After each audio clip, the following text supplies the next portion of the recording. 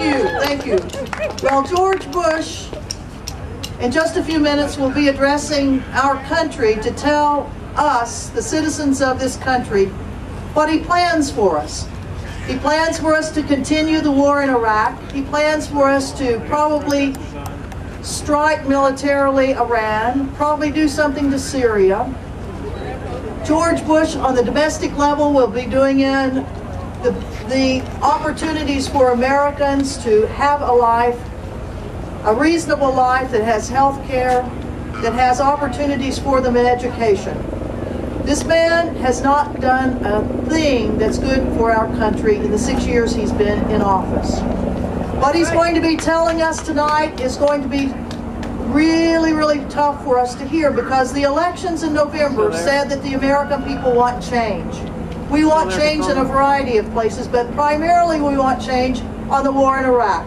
We want the war in Iraq stopped and our troops to come home. On this shirt, I have the numbers 3,060.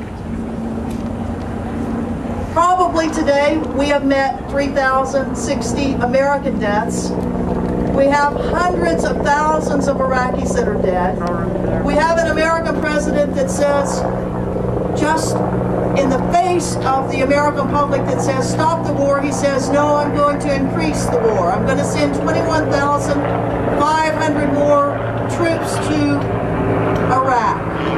5 brigades and 2 more battalions he's going to be sending. And we say to George Bush, no. We say to the Congress of the United States, we elected you to stop this war.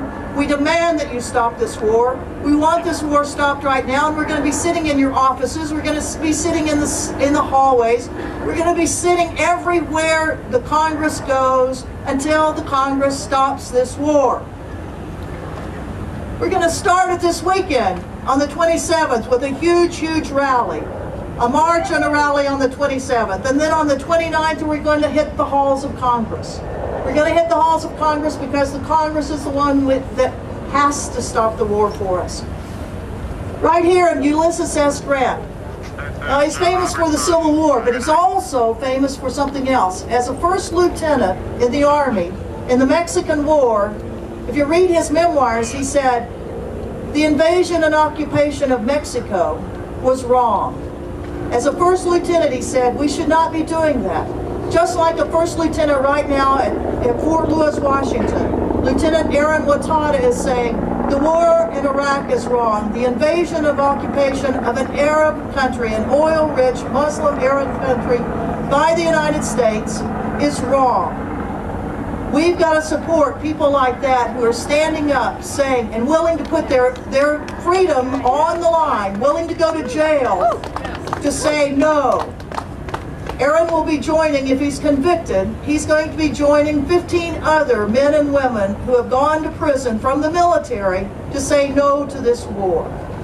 We've got to say no to this war and other policies of the United States, of the Bush administration, because we need to get the reputation back of America. Medea Benjamin and I just returned with 13 other people from a trip to Guantanamo, to Cuba last week, in commemoration of the 5th anniversary of the first prisoners that have gone into Guantanamo.